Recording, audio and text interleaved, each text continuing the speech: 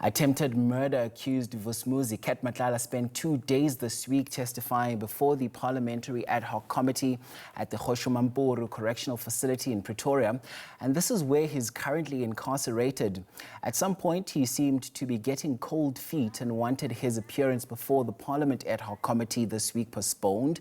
Matlala's lawyers said their client was not prepared for the appearance and requested additional time before giving evidence to the Ad Hoc Committee investigating allegations of police corruption and interference. Now, to wrap up Matlala's appearance this week, we're now joined by criminologist Professor Oscar Magadze on the program this hour. Prof, thank you so much for your time.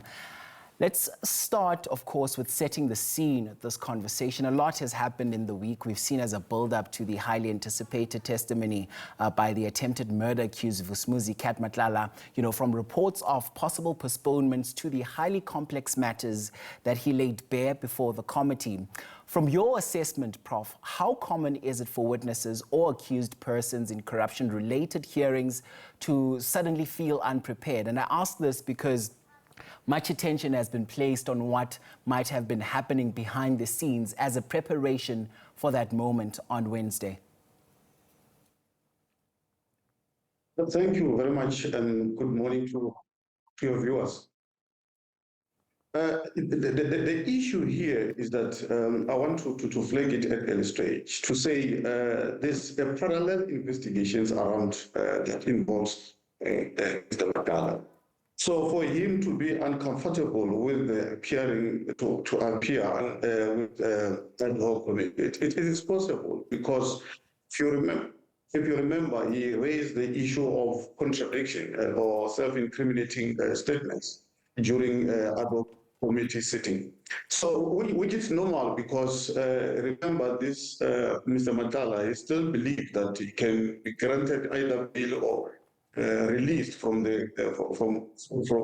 custody. So for him to appear there while he's still running proceedings, surely under the guidance of his lawyers, they sense the issue of self-incriminating statement, and that's why he even indicated to say some other names, he's not going to mention them during that proceedings because it's not comfortable. So, Prof, we are battling there with the line. I'm hoping that it's able to get better so our viewers are able to enjoy the full benefits of this conversation. And also, throughout his testimony, we also heard how Vusimuzi Cat Matlala made reference to the blue lights, saying that he was at no point abusing his close proximity or his at least alleged close proximity to some of those officials, to get blue lights and also spoke about, those allegations that the Ekurhuleni chief, now suspended chief, Brigadier Julius Kwanazi, was assisting him and authorizing the use of blue lights, the unauthorized use of blue lights. Let's bring that clip up so we can continue with this conversation. By you? No, not by me. I went there when it was only once, and it was when it was State of the City address. It was only once. Yeah, but you went to fetch the mayor of the DA with your cars. Yes. And they had blue lights. I don't know if they put blue lights on because I was not there. Was it not your protection that was driving the cars? Yeah, on that day? They came as backup. She had her own cars, and so they only came. She needed backup.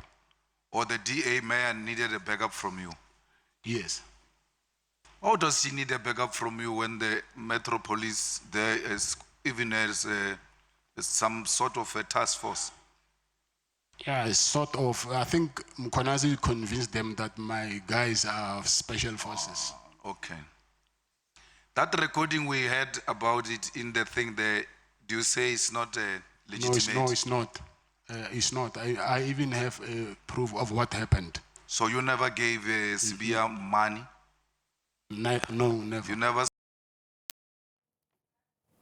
And Prof, let's continue. I mean, that's also a serious one there where we heard those allegations around how Matlala was effectively running the official logistics remotely.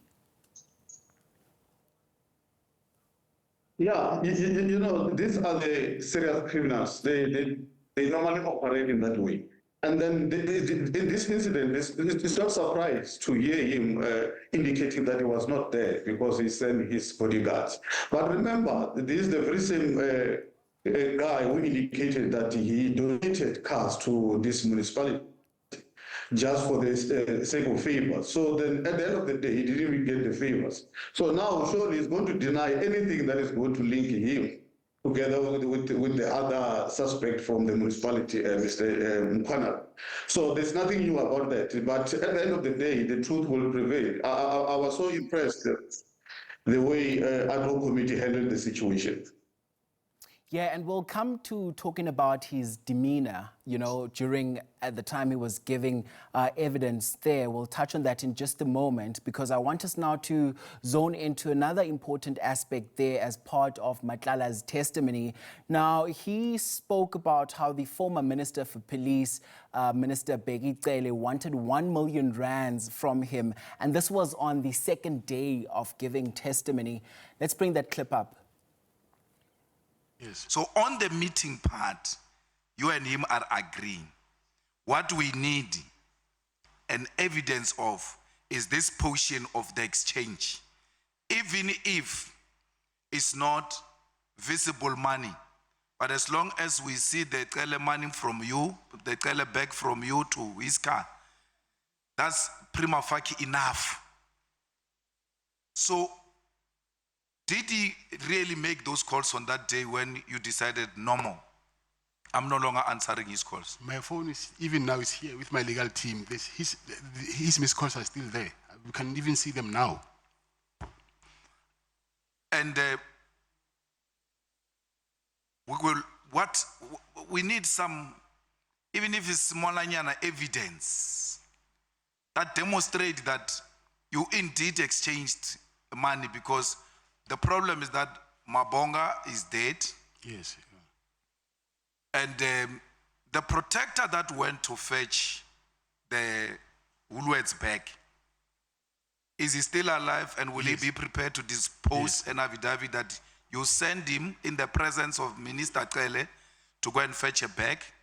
And obvious, if he's a personal protector, meaning a bodyguard, he will walk with you or behind you as you walk to the car with Minister Kele, and then you putting, will he give us some affidavit?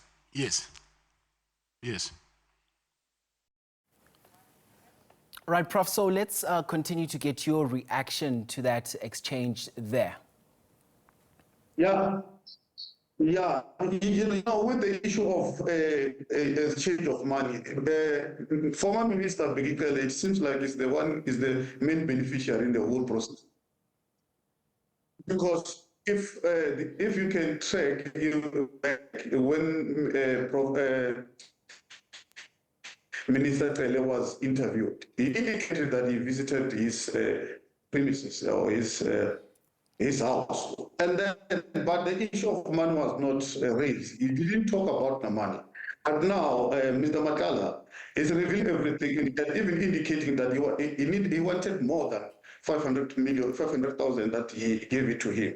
So, which shows that the corruption was at its place when between Mr. Matlala and Begitele. It's just unfortunate that Begitele was not honest to Ad Hoc Committee when he was interviewed there. And Prof, what's the likelihood that we are to see the former Minister for Police, Begitele, being summoned again by the Ad Hoc Committee to come and perhaps even answer to some of these allegations? Yes, the chances is very high. Mr. Begitele, together with Mr. Mkwana, they are still going back. They need to go back to Ad Hoc Committee to answer some of the questions or issues that were raised by Mr. Matlala. So the issue here is the evidence, because if you remember very well, we keep on hearing so many stories, but not tangible evidence that can be presented before all these committees. At least now there's a Woolworth back, but the guy who was there is no more. So then when we talk about the evidence, the time when Mr. Matlala engaging with Honorable Mr. Malema. He indicated that, yes, the video might be there because there are cameras, but normally those videos, they are deleted within just a short period of time. So it's another question whether we are still going to get those videos. But indeed, they need to go back and answer some of the questions. And Prof, let's bring it back to Matlala himself. You know, when you look at his overall demeanor during his appearance, you know, the hesitation about proceeding, first of all, the tone and the content of his testimony, and even that moment of open tension with one of the committee members, which some have described as bordering on disdain for the process itself. What could you nitpick in terms of his posture towards this inquiry, and what stood out the most for you? Actually, you know, the defensive techniques by Mr. Matlala, it was so outstanding to me, because if you remember, there were some questions that you were just answering yes, no, yes, no, of which there was not any justifications. Then the Honorable Park, she was so spot on. She asked him so many questions, even picked and uncovered some of the issues that even the community or South Africans they were not aware of. Those many cases and all these 18 cases was only prosecuted once. Then you ask yourself, what happened? What was going on with our justice system? Who benefited out of all those many cases that the guy was not found or prosecuted? So it tells you that there are so many things behind the scene when we talk about Mr. Matlala. It's not only Mr. Matlala alone. Unfortunately, Mr. Matlala, he told himself that when he appears here, he's going to protect so many people. So he's coming here on his own, not even ready to reveal any relationship. The only issue that he was engaging mostly on, it was him and Begitele and Nkwanas. So of which immediately once, if you link with other hearing, then you can start to see that now there's a division, because the people that were linked with Mr. Matlala is refusing to have any relationship with them, but evidence are there for him communicating with them. So he's only focusing on Begitele and Nkwanas just because these two, they went public and indicated or exposed some of the criminal activities. Yes, it's demeanor. I was not surprised, because I indicated earlier on to say it's always tricky to find yourself in appearing in 2 or 3 different proceedings or investigations while you still have a pending case, because the high chances of you to incriminate yourself is very high. So he was trying by all means. That his lawyers surely they tried to advise him to avoid some of the questions, because he's still going to appear in court of law. Of yes, it's a but some of the issues might come on board during the proceedings. And let's not forget that tempers also, it's you know, between yeah. Can you hear me? Yes, we can hear you, Prof. However, your line is not really the last doing thing well. is the interaction. Yeah, the other issue, it was interaction between him and the member of the Ad Hoc Committee. You know, I always say, you know, in order for people to engage and get the correct issues, it's not the issue of raising voice or fighting or what. The questioning, I think it was not in that good level like other colleagues. It's always good to engage, whether you are a suspect or you're a criminal, you still enjoy the benefits of being a human being, and you need to be respected. So for investigation to get the correct feedback, so it requires also humanity and respect. And now that you make mention of that exchange between Matlala and Action SA's MP, I know we have that clip, Prof. Let's just perhaps roll it so we can continue with our conversation. I sat in that office earlier on when I left this place. A lady collected the remainder of those items on the 31st of December. I put it to you, you claimed that your watches were missing, you claimed that your laptop was missing, you claimed that SABC has stolen from you, yet you did not open up a case for your watches, your Rolex, your laptop and everything else. You didn't open up no case for that because that wasn't recorded in the SAP 30. First of all, that is a lie. And second of all, I don't understand then why are you raising your voice because of this? Because I'm not fighting with you. Because you are worth me raising my voice to. No, you are also lying because what you're saying is not true. I saw, so you are saying that I'm blind. I'm saying that you are not telling the truth. That is a talking lie. the truth. Yes, 100%. I'm saying so. I have I'm proof. saying to you that the records reflect that you did not fetch your own firearms. No. Then how did my firearm go to my office?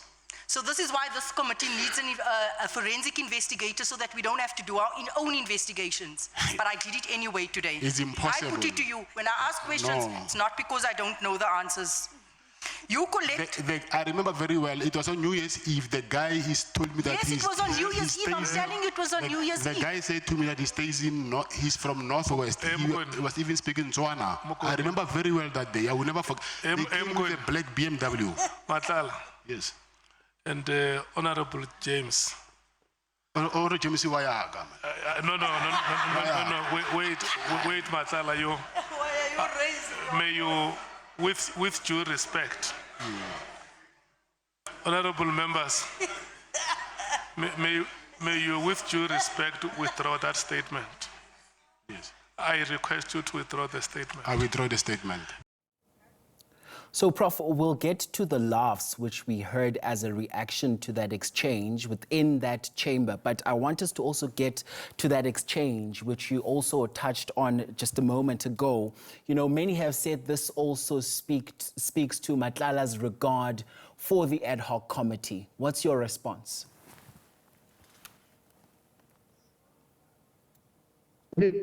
Yes, I fully with you. What Honorable Ms. James was presenting was very correct. It might be the issue of how she put it, or she presented it to the next person. She was presenting very relevant, important questions to Mr. Matlala. Unfortunately, Mr. Matlala was provoked by the raise of the voice. I was so excited by the way she was presenting, but unfortunately, it was the issue of whom that it ended up creating tension between the two. So that's where I felt like I need to flag that, just to say, as members, they need to also to improve at that level, so that at the end of the day, when community or South Africans are watching, they don't get some of interaction between the suspect or the victims and the committee members. It's something that is always, I keep on seeing something like this even when they are back in Cape Town. So it's something that it needs to be also raised, to say they must also respect whoever is appearing before them. Right, and Prof, something that I'd like for us to also weave in are the optics around Matlala's appearance, which were quite striking. I mean, from the media jostling for front page angles, as well as pictures, to the charged atmosphere as he entered the room. You know, some observers worry that this kind of spectacle sort of risks undermining the principle that he is innocent until proven guilty. Yet, at the same time, Parliament is dealing with extremely serious allegations of political interference, police collusion, and possible links to criminal syndicates. How should the committee balance these two imperatives, Prof, respecting the rights and dignity of an accused person while also sending a strong, unambiguous message about why this inquiry exists and the seriousness that it is probing at the same time?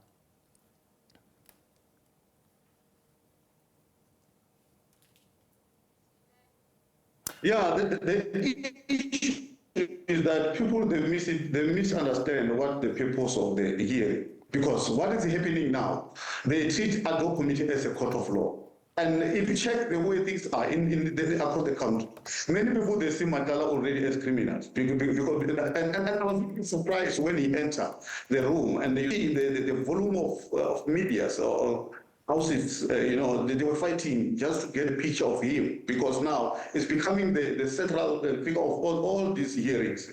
Either we're talking about Matlala Commission, we're talking about Ad Hoc, we're talking about court proceedings. It's all about him. So for them to get the pictures and understand what is happening around him, it makes business sense. But what needs to happen, the Ad Hoc Committee needs to also to manage something like that, because these are the people that still need to, their rights needs to be maintained. So if someone is appearing and then is being violated his rights by different ways, so it's uncalled for. So we also urge our Ad Hoc Committee, always whenever you have someone appearing before you or you visit a suspect in our correctional facilities, make sure that you improve the standard of the security and make sure that you communicate with media housing and all people who are there to take pictures. Because nowadays in South Africa, you are taking pictures without even your consent, but when you go out, you find it trending. So you see, it's another thing. So so the way medias and this internet or these gadgets are used is completely different. So yes, Mr. Matlala was not even happy the way things are were presented before him during his entry level. And staying with some of the moments that took place, let's not forget that moment when the EFF MP Julius Malema, asked Matlala to at least speak to the mother of the kidnapped businessman Jerry Boshoga. Let's listen to that clip. Jerry's mom is watching. Talk to her. I will say, Mama, you know very well me and your son. We are very, very, very close friends. We've done a lot of things together, traveled together, me and his wife and my wife, and there was nothing that I will do to harm your son. Actually, your son was like a young brother to me. So there are people who are getting between us, trying to convince you that I took your son so that you might think of me as this boogeyman that people paint me to be. But from the bottom of my heart, I've never and I will never, ever do anything to harm your son or your family. Thank you, sir. I'm sorry. All right, so let's get your reactions to that moment, Prof. I mean, many say quite glaring from that moment was, of course, Matlala's choice of words, sort of using was, sort of past tense in the way that he was addressing Boshoga's mother. Talk to us about what you could gauge from that.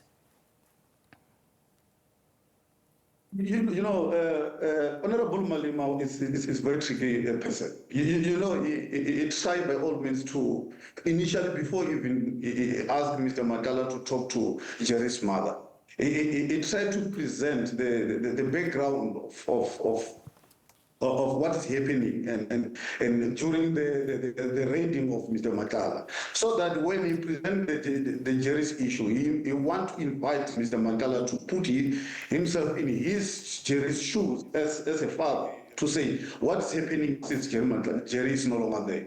Then you know where Jerry is. So now when he asked Matlala to talk to the mother, surely for the first time, remember, when he appeared in ad hoc committees, normally victims, they send him messages to ask people who are appearing, those who are affected. So it's not for the first time. But this time around, you could see, even when you read what Mr. Matlala was saying, you can see even in his face that he's not saying something that is in his heart. Because if you remember even what he said about the disappearance of Jerry, he indicated that there was a time where he went to his father-in-law.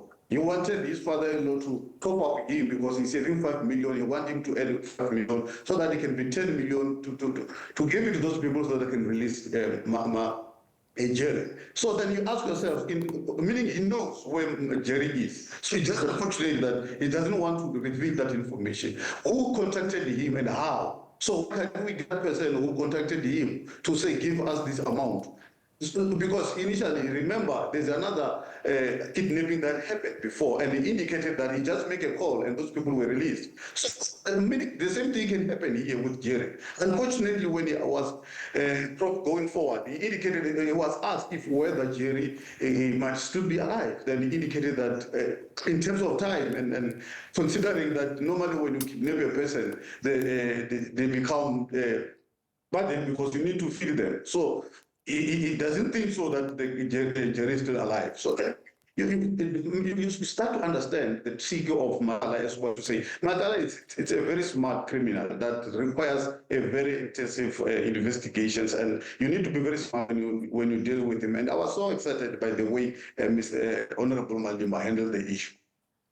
Right, Prof, I must thank you so much for your time and insights on the program. And of course, that is Professor Oscar Magadze, their criminologist, just making sense of the week that was insofar as that ad hoc committee is concerned. Thank you so much indeed for your time.